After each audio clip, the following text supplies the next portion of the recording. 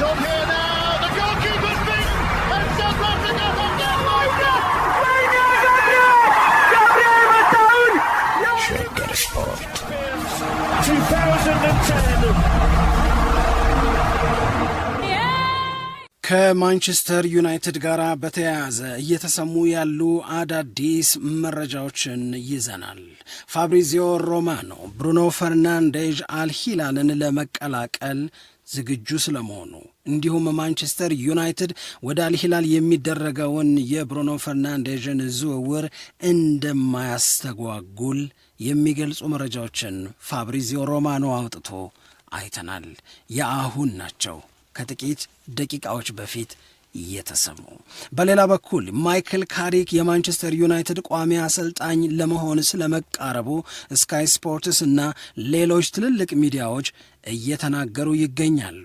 ማቲያስ ኩኛ ደግሞ አሞሪም በሰሞናዊው መሻሻላችን ውስጥ መመስገን አለበት ሲልም ተደምጧል። እነዚህንና ሌሎች የማንቸስተር ዩናይትድን ወቅታዊ ጉዳዮች በተመለከተ አዳዲስ መረጃዎችን ይዘናል። ሰላም ጤና ይስጥልን፣ እንደምናላችሁ የተከበራችሁና የተወደዳችሁ የሸገር ስፖርት ዊዝ አበበ ግደይ የዩቲዩብ ቻናል ቤተሰቦቻችን በያላችሁበት እጅግ አስደሳች ጊዜን እያሳለፋችሁ እንደሆነ ተስፋ እናደርጋለን። መልካሙን ሁሉ ለናንተ እንመኛለን። ታዲያ ይህንን ሸገር ስፖርት ዊዝ አበበ ግደይ የሚለውን የእኛን የዩቲዩብ ቻናል ሰብስክራይብ አድርጉ፣ የደውል ምልክቱን ተጫኑ፣ ሊንኩን ለሌሎች አጋሩና በተከታዮች ቁጥር እንድንበዛ የምንሰራቸው ፕሮግራሞችም ብዙ ሰዎች ጋር መድረስ እንዲችል ማገዛችሁን ቀጥሉ።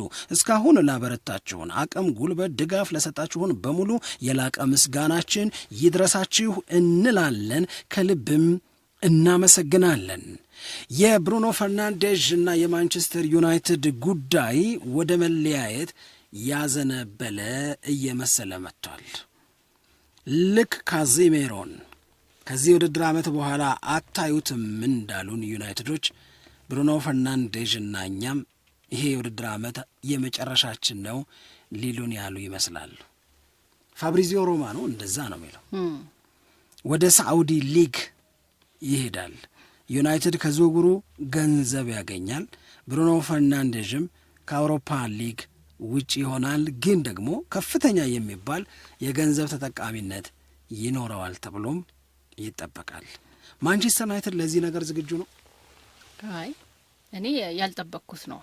ዝግጁ ነው ማለት መሀል ክፍሉን ካዚሜሮንም ብሩኖ ፈርናንዴዥንም አቶ በሚቀጥለው የውድድር ዓመት በሚመጡ አዳዲስ ተጫዋቾች መሀል ክፍሉን እንዲያዝ አድርጎ ተፎካካሪነት የእነዚህ ተጫዋቾች ቢያንስ ከሁለት አንዳቸው ልምድ አያስፈልገውም ወይ? ከልምዳቸው ይልቅ ብሩ ይሻለዋል ወይ? እስቲ መልሽልኝ። አይነ ለእኔ አስቸጋሪ ነው ብዬ ነው ማስበው።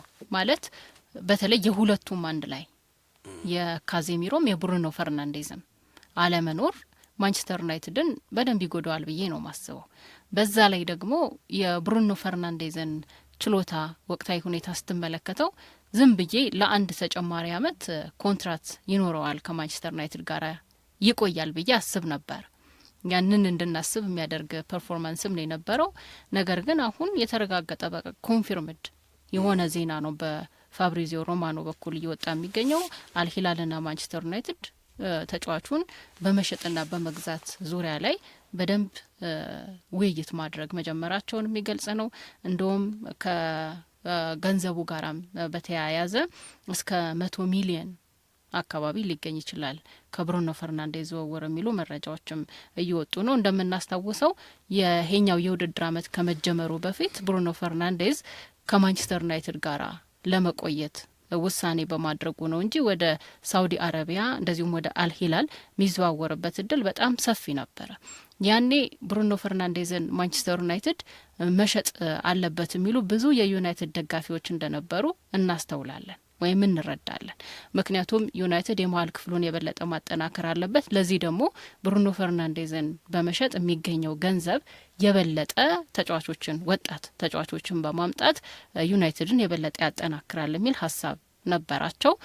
ነገር ግን ከብሩኖ ፈርናንዴዝ የጎደለ ነገር የለም በዚህ የውድድር ዓመት። እንደውም ትርፍ ነው የሰጠው ብዬ ነው ማስበው። ከሚጠበቅበትም በላይ ዩናይትድን በደንብ አድርገው አገልግሏል እና ለዩናይትድ ቀላል ነው ብዬ አላስብም እውነት ለመናገር። ምክንያቱም ካዚሚሮን የሚተኩ የሚባሉ ተጫዋቾች አሉ። ብዙዎቹ በእርግጥ አንድ ጥሩ ነገር የፕሪሚየር ሊግ ልምድ ያላቸው ናቸው። ካርሎስ ባሌባም ቢሆን አዳም ዋርተንም ቢሆን እንደዚሁ ቶናሊም እየተጠራ ነው ስሙ። ከዛ ኤሊየት አንደርሰንም ቢሆን የፕሪሚየር ሊግ ልምድ ያላቸው ናቸው።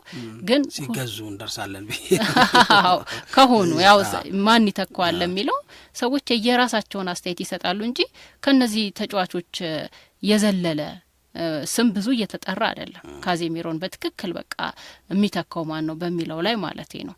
እና ግን የብሩኖ ፈርናንዴዝ መኖር አዲስ ከሚገዙት ተጫዋቾች ጋራ የብሩኖ ፈርናንዴዝ መኖር ዩናይትድን የበለጠ አሪፍ ያደርገዋል፣ ይጠቅመዋል ብዬ ነበር ማስበው። እኔ ሁለቱም ያጓጓል ባይነኝ። እኔ ገንዘቡም ያጓጓል፣ አት ዘ ሴም ታይም ደግሞ የብሩኖ ፈርናንዴዝ አገልግሎትም ለአንድ ተጨማሪ ዓመት እንዲቀጥል የመፈለግ ስሜትም ደግሞ አለኝ። እኔ ይሄኛውን የአገልግሎቱ ፍላጎቴን በተመለከተ ያው ለሁላችንም ግልጽ ነው።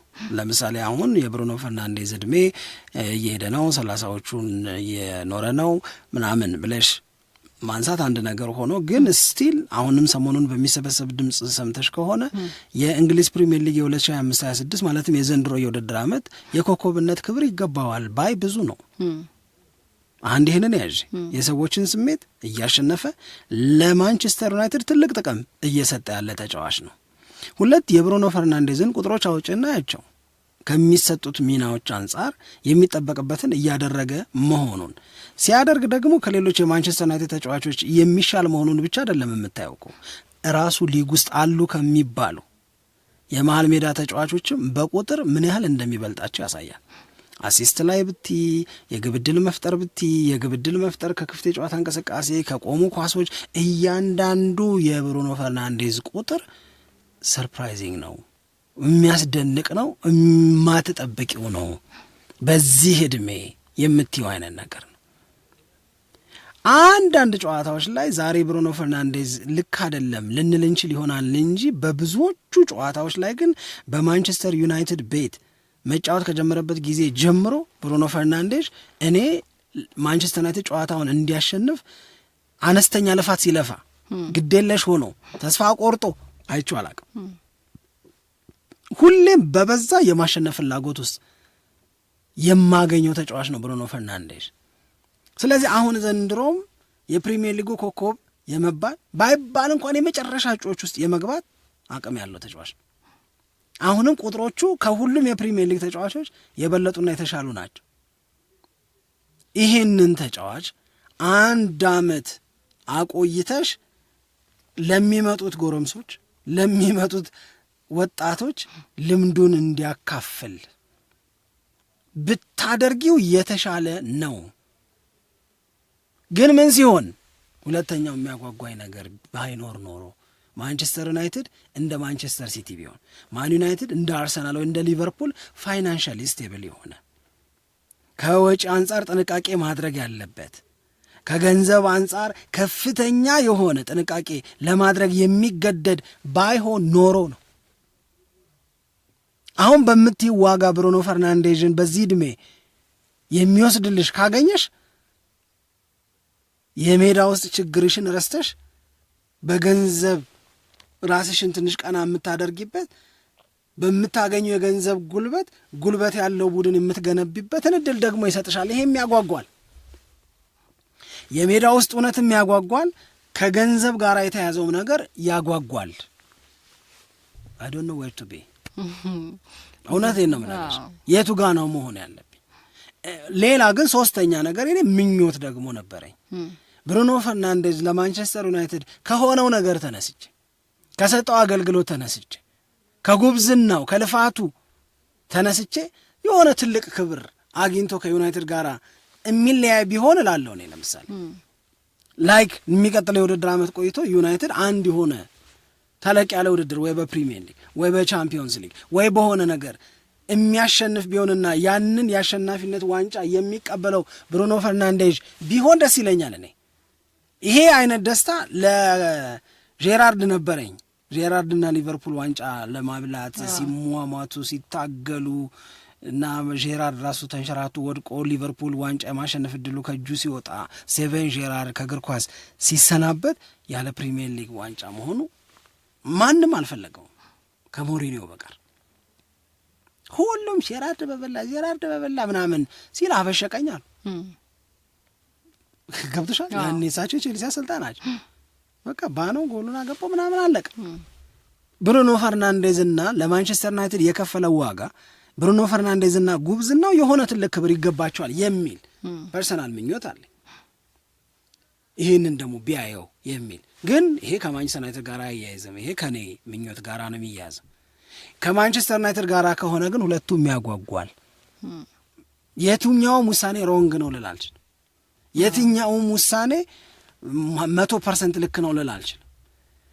ማቆየት የገንዘብ ችግርሽን እንዲቀጥል ያደርጋል። የገንዘብ ችግርሽን ለማቃለል 100 ሚሊዮን ተቀብለሽ ብሩኖ ፈርናንዴዝን መሸኘት የሜዳ ውስጥ ችግርሽን ያጎላው ይሆናል። ልምድ አልባ ሆነ እንጂ ማንቸስተር ዩናይትድ ደስ የሚል ነገር አላቸው እኮ ምንል ሊያደርገን ይችላል። የትኛውም 100% ልክ ላይሆን ይችላል። ያው ሪስክ ነው የሚወሰደው እዚህ ላይ አይደል? እኔም ሲገባኝ እኔ ደግሞ እንኳን አሁንና ባለፈው የውድድር ዓመትም ዩናይትድ ብሩኖ ፈርናንዴዝን ማቆየት ነው ምርጫው ያደረገው። እንኳን አሁንና ያልኩበት ዋነኛው ምክንያት አንድ አመት ጨምሮ ብቻ ሳይሆን አንድ አመት አርጅቷል አይደለም። ዩናይትድ አሁን የተሻለ ነው ባለፈው ከነበረው ሁኔታ አንጻር ማለት ነው። አሁን ዩናይትድ በጣም ብዙ የተሻሻሉ ነገሮች አሉ። ብሩኖ ፈርናንዴዝም ደግሞ በሚፈልግበት ቦታ ላይ የመጫወት እድል ተፈጥሮለታል እኮ። ከዚህ አሁን አሉ ከምታያቸው መሻሻሎች ወደ ኋላ እንዳይጎተት በእኔ እምነት ብሩኖ ፈርናንዴዝ እና የእሱ ልምድ ያስፈልጋል ነው። እኔም እኮ እንደዛ እንኳን አሁንና ያልኩት አሁን የተሻለ ሁኔታ ላይ ሆኖ እንኳን ይቅርና በፊትም በጣም አስቸጋሪ ሁኔታ ውስጥ በነበረበት ጊዜና ገንዘቡ በጣም ያስፈልግ በነበረበት ጊዜ ማይኖን ሳይጠቀሙ እንኳን ብሩኖ ፈርናንዴዝን ማቆየት ላይ ሪስክ ወስደዋል ብዬ ነው ማስበውና ብሩኖ ፈርናንዴዝ ብዙ ጊዜ እንደምንናገረው ያው የሚተካ አይነት ተጫዋች አይደለም፣ ምንም ጥርጥር የለውም። በዩናይትድ ቤት በብዙ መለኪያዎች በብዙ አንጻር ስትመለከተው ብሩኖ ፈርናንዴዝ በደንብ አውትሻይን አድርጎ መውጣት የቻለ ነው። በዛ ላይ ከሁሉም በላይ ደግሞ ሁልጊዜ አቬለብል ነው። እንደውም ፋብሪዚዮ ሮማኖ ይህንን ዜና ከጻፈ በኋላ አንድ ያስቀመጠው ነገር በ2018-19 2 ጨዋታ ብቻ ነው ተጎድቶ ያልተጫወተው። ከዛ በ2021-22 1 ጨዋታ ብቻ በህመም በጉዳት አይደለም። 2023-24 ላይ ደግሞ 2 ጨዋታ በጉዳት ምክንያት፣ 2025-26 3 ጨዋታ በጉዳት ምክንያት፣ አጠቃላይ ያለፈው ጨዋታ 8 ብቻ እና ምን አይነት ማሽን ነው ብሎ ነው የሚገልጸው። ደግሞ እኮ ሬጉላርሊ ነው የሚገባው እሱ ነው። እኔ አሁን በዘንድሮው ውድድር ዓመት የተጎዳበት ጊዜ ነበር አይደል? 3 ጨዋታ ያለፈው ከዛ በላይ ነበር የጠበቅኩት። እድሜውም እየሄደ ነው፣ ጉዳቱም ከፋ ያለ ሊሆን ይችላል እንደዚህ ተብሎ ግን ወዲያው አቬለብል ሆኖ ወደ ጨዋታ ሲመለስ ነው የምታየው። እና ብሩኖ ፈርናንዴዝ የሚተካ ተጫዋች አይደለም ብለን ስንናገር ከብዙ ነገሮች አንጻር ነው። ዩናይትድ የትኛውን ይወስናል የሚያጓጓ ነገር ነው። በአንድ ላይ አሁን እኮ ፋብሪዚዮ ሮማኖ የሚነግርሽ ኮንፊርምድ ነው ለነገሩ ወዴት ይወስናል የሚለውን እኮ እንድንተው ነው የእኛን አመለካከት ነው እንጂ ኮንፊርምድ ነው። ልክ ነው። ስለዚህ ሁለቱንም ጆሮ ሊለው ነው ማንቸስተር ዩናይትድ ካዚሚሮንም ብሩኖ ፈርናንዴዝንም ሊያጣ ነው ማለት ነው። ከባድ ነው። ለማንኛውም በዚህ ጉዳይ ላይ የሚወጡ ተጨማሪ ዝርዝር መረጃዎችን እናነሳለን። ፋብሪዚዮ ሮማኖ ሰበር ብሎ ወይም ተረጋግጧል ብሎ የተናገረው ነገር ግን በማንቸስተር ዩናይትድና በሳዑዲው ክለብ መካከል በብሩኖ ፈርናንዴዝ ዝውውር ዙሪያ ለስምምነት የቀረበ ነገር መኖሩን ተናግረዋል የሚለውን ግን እንውሰድ። ብሩኖ ፈርናንዴዝም ዝግጁ ነው፣ ማን ዩናይትድም በዛው መጠን ዝግጁ ነው። ሌላውን ጀግና ዩናይትድ ሊያጣ ይችላል ነው። የማቲያስ ኩኛ ሀሳብ ደግሞ ይነሳ። ማቲያስ ኩኛ አሞሪምን እናመስግን ይላል። ምን ትያለሽ? ያመስግን ይገባዋል። ምንም ጥሩ ነገር የለም ብሎ ለመናገር አይቻልም። የራሱ ሩበን አሞሪም የራሱ ማንቸስተር ዩናይትድን በተወሰነ ደረጃም ቢሆን የጠቀሙ ውሳኔዎች ወስኗል ብዬ እረዳለሁ። ስፔሻል 3 ነገር ለምሳሌ የማቲያስ ኩኛ የኢምቤሞ ዝውውር እኔ ጥሩ ነው ብዬ ነው ማስበው። በሩበን አሞሪም ጊዜ የተፈጸመ ነው። ያኔም በጣም አሪፍ ነው ብዬ የዶርጉ ራሱ አሁን በሚፈለግበት ቦታ ላይ መጫወት ሲጀምር ምን አይነት አቅም እንዳለው እያሳየን ስለሆነ እነዚህ ለዩናይትድ የሚጠቅሙ ተጫዋቾች ናቸው። ዝውውሮቹ ምንም ጥያቄ የለውም። በዛ መመስገን አለ። እኔ ግን ከምንም በላይ እነዚህን ባድ አፕልስ የምንላቸውን ተጫዋቾች ለማስወገድ ገትዶ ነው መወሰኑን በጣም ወድለታል። እውነት እኔ አሌሃንድሮ ጋርናቾን ሳይሆን ይሄ ነገሩን የያዘበት መንገድ አልወደውም። ለምሳሌ ከራሽፎርድ ጋር ተጫዋቾቹ አላጠፉም ማለት አይደለም፣ ግን ክለቡንም አጋልጦ የሚሰጥና የሚያወጣ ተጫዋቾቹንም ባልተገባ መንገድ ትሬት ማድረግ። ለምሳሌ የማይኑን ጉዳይ ላይ አይገባም እኮ እነዚህ አይደሉ ተጫዋቾቹ አይደለም። ባድ አፕልስ የምንለው ውስጥ አይደለም ኮቢ ሜይኖ እሱ የሚተችበት ነው። አሁን ባድ አፕልስ የሚባሉት አሌሃንድሮ ጋርናቾ፣ ማርከስ ራሽፎርድ ቦምብ ስኳድ ብሎ እሱ የሰየማቸው 5 ነበሩ እኮ አይደል? ሳንቾ እንትና ማሌሺያና እንትና እኮ ማይኖም ነበር እኮ 5 ውስጥ አረ የለም ማይኖ ተይ በመደረ እሺ ማን ናቸው እንዴ? ማይኖ የለም። አሌሃንድሮ ጋርናቾ ያ ብራዚላዊው ወደ ስፔን ሄዶ ሪያል ቤቲስ ልክ ነው። አንቶኒ እንዴ ማይኖንም ቦምብ ስኳድ ሊል አይችልም። ይቅርታ አዎ። እና ቦምብ ስኳድ ያላቸው አሌሃንድሮ ጋርናቾ ይገባዋል ነው። እንኳን ማን ዩናይትድ ቤት እያለ ቼልሲም ቤት ሆኖ የቼልሲ ደጋፊዎች እኮ እየጣሉት ነው እውነት ለመናገር። ማርከስ ራሽፎርድ ለኔ ነው ማርከስ ራሽፎርድን በቅርበት አውቀዋለሁ የሚሉ ሰው የጻፉት ቢከፋው ይክፋው የራሱ ጉዳይ ብለው የተናገሩትን ነገር ሰምተሻል? ሰሞኑን ቢከፋው ይክፋው የራሱ ጉዳይ በደንብ የሚያስጠላ ለውጥ አይችበት ነበር አሉ። ረጅም ዓመት ማንቸስተር ዩናይትድ ቤት የሰሩ ሰው ናቸው። ሲለወጥ እንዲህ ነው ያየሁት። በእሱ ላይ በጣም ብዙ እምነት ነበረኝ፣ በእሱ ላይ በጣም ብዙ ተስፋ ነበረኝ ምናምን ብል ይህንን ፖል ስኮልስም ይናገራል። ልምምድ ቦታ ላይ ሄጄ ይላል። ሩኒም ደግሞ ይሄ ሁሉ ሰው መቼም ማርከስ ራሽፎርድ ላይ አብሮ አይደለም ማርከስ ራሽፎርድን ምናምን ነው። እነዚህን ተጫዋቾች በተመለከተ የመጨረሻ ውሳኔ እንዲወሰን ያደረገውን ነገር እኔ በአድናቆት ነው ማየው። ሜይኖን በተመለከተ ግን አላየውም እንደዛ። የኮቢ ሜይኖ የአሞሪም ስህተት ነው። ምንም ያኔም ስንለው ነበረ። አሁን ደግሞ የበለጠ የማለት ጉልበት ሰጥቶናል። ሜይኖ በካሪክ የመጫወት እድል እየተሰጠው ምን ያህል ምርጥ ተጫዋች እንደሆነ እሱ ምርጥ በሆነ ቁጥር ያ ሰው እየገመነ ነው የሚያስብለው ራሱን የቀጣበት ብዬ ነው የምወስደው። አሞሪም በነገራችን ላይ በሜይኖ ጉዳይ ላይ ራሱን የቀጣበት ነው፣ ራሱን ያስወቀሰበት፣ ራሱን ምነካው ብለን ደጋግመን ስሙን እንድናነሳ ያደረገበት ነው።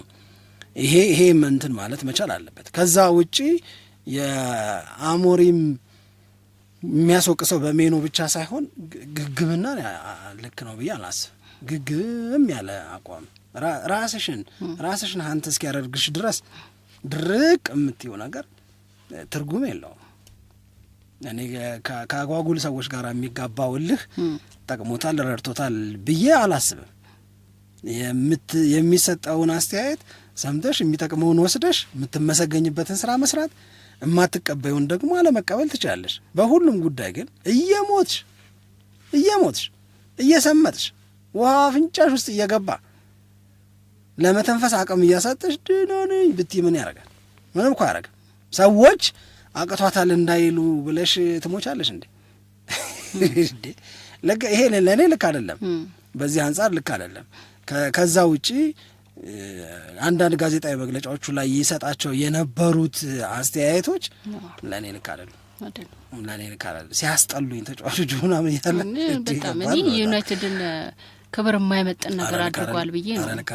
ግን ዞሮ ማቲያስ ኩኛ ግን የሚለው አሞሪም አሁን ለምታዩብን መሻሻል የራሱን የሆነ ኮንትሪቢዩሽን አድርጓል እና ልናመሰግነው ይገባል የሚል ነው አስተያየቱ። ካሪክን እናንሳና እንጨርስ። ማይክል ካሪክ የማንቸስተር ዩናይትድ ቋሚ አሰልጣኝ ለመሆን ተቃርቧል። ወደድሽም ጠላሽም ተቃርቧል። በቃ አሁን እየወጣ ነው መረጃው። እሱም ደግሞ ትልቁ ግቡ እሱ ነው። በቢቢሲ የቀረበውን አንድ ቃለ ምልልሱን አይተሻል? ኢንተርቪው የወጣውን እንደ መጽሔት ጠያቂ ካሪክ የመለሰው የጠየቀው ምናምን እየተባለ የወጣው ላይ እዛ ላይ በጣም ብዙ ነገሮችን አንስቷል። ካነሳቸው ነገሮች አንደኛው ኮቢ ሜይኖ ለማንቸስተር ዩናይትድ በጣም ትልቅ ነገር ማድረግ ይችላል ብሎ እንደሚያምን የተናገረበት ነው እና ይሄ እዚህ ማርክ ቻፕማን የሚባል ሰው ጋር የነበረው ቃለ ምልልስ ዘ ፉትቦል ኢንተርቪው ተብሎ ነው የወጣው። በጣም ብዙ ሰዎች ያዩት ነው። ማይክል ካሪክ ይህንን የማንቸስተር ዩናይትድን የቋሚ አሰልጣኝነትን ክብር አጥብቆ እንደሚፈልገው ነው የተነገረው እና እስካሁን ድረስ በ5 ጨዋታ 13 ነጥብ አግኝቷል። በእነዚህ 13 ነጥቦች ማግኘት ውስጥ አርሰናልን ማሸነፍ፣ ሲቲን ማሸነፍ አለ። በቃ ረድቶታል ነው እና የማንቸስተር ዩናይትድ ሰዎች ተወደደም ተጠላም ከኬርቴከር አሰልጣኝነት ወደ ቋሚ አሰልጣኝነት ይቀይሩታል ተብሎ እየተጠበቀ ነው። ይህንን ስካይ ስፖርትስም እየተናገረ ነው። ይህንን በዚህ ቃለ ምልልስ ላይ ምኞቱ እንደሆነም ተናግሯል። ለጊዜው ግን እኔ የማቀው እስከ ውድድር ዓመቱ መጨረሻ ድረስ የማንቸስተር ዩናይትድ አሰልጣኝ መሆኔን ነው፣ ከተገኘ ግን አልጠላም አይነት ነገር ብሎልሻል። አይ በጣም አሪፍ ነው፣ በጣም አሪፍ ነው። እንግዲህ ምን ይወሰናሉ የሚለውን የምናቅ ነው ወይም ምን ጠብቀን የምንመለከት ነው። በጣም ፌቨራይት ሆኗል። አዎ ይመስለኛል። በራሱም ደግሞ በሚሰራው ስራ በጣም የተለየ እምነት ስላለው ነው። በጆብ ኢንተርቪው ጊዜ የዩናይትድ ሰዎች ሲያናግሩት ብዙ ነገሮች በጣም ያስገረማቸውና ቶሎ ማይክል ካሪክ ላይ እንዲወስኑ ያደረጋል። አሁን የማንቸስተር ዩናይትድ ሰዎች ሁኚ አንቺ ኦማር በራዳ ሁኚ ወይም ዊሎክስን ሁኚ ገና ሳትቀጥሪው በፊት በኢንተርቪው ላይ የስራ ቅጥር ኢንተርቪው ላይ መሰጠሽ አረ ኦሌን ከምሰጠው ለዚህ ሰው እየነስተው ግድ የላችሁ ምናምን ተባብለው ሰጡት። አሳምኗቸዋል። አሁን ሜዳ ላይ ያሳመነ ነው። እስካሁን ምን ብለሽ አትቀጥይም ከሱ ጋር እንደዚሁ ከቀጠለሱ እኮ እሱኗ ትልቁ ጥያቄ እሱኗ ያሳመነሽ ሰውዬ በተግባርም የሚያሳምንሽም የሚጠቅምሽም ውጤት እንድታመጪ አድርጎሽ ምን ብለሽ ታባሪዋለሽ እኮ ትልቁ ጥያቄ አሁን ያልከው ነው። እንደዚሁ ከቀጠለ የሚለው ነው ትልቁ ጥያቄ መመለስ ያለበት። ከቀጠለ ምንም ምክንያት የለህም። ምንም በቃ የሚፈለገው አሸናፊነት ያሸነፈም ነው ያምራል። ደግሞ ዝም ብሎ ማሸነፍም ማለት በዛ ላይ ደግሞ የዩናይትድ መሰረት ያለው ተጫዋች መሆኑ የነበረ ተጫዋች መሆኑ አሁን በአሰልጣኝነት ቦታ ላይ ሲቆም ራሱ በጣም ደስ የሚል ነገር ይፈጥራል ለዩናይትድ ደጋፊዎች። የኛ ሚላው ከተጫዋቾቹ ጋር ያለው ተግባቦትም በጣም የሚደነቅ ነው። ስለዚህ እነዚህ ነገሮች ባሉበት ውጤት ባለበት ሁኔታ ብዙ ፖዚቲቭ ነገር እያለ ዝም ብሎ ሌላ ዋንጫ የበላ አሰልጣኝ በመፈለግ ብቻ ማይክል ካሪክን ያሰናብታሉ ብዬ አላስብም። ግን ለዛ የተወሰነ ጊዜ ያስፈልጋል፣ ግዴታ ደግሞ ማየት ያስፈልጋል። ምናልባት ግን ዛሬ ላይ ሆኖ ወደሱ ቢያዘነብሉ ግን አይፈረድም። በፍጹም አይገርም፣ የሚገርም አይደለም። እሺ በጣም እናመሰግናለን። አብራችሁን ቆይታችሁ ፕሮግራማችንን ስለተከታተላችሁ ጥሩ ጊዜ ከኛ ጋር እንዳሳለፋችሁ ተስፋ እናደርጋለን። ሸገር ስፖርት ዊዝ አበበ ግደይ የተሰኘው የዩቲዩብ ቻናላችንን አሁንም እንድትቀላቀሉ እንጋብዛችኋለን። ኢትዮጵያ ለዘላለም ትኖር። It's on here now.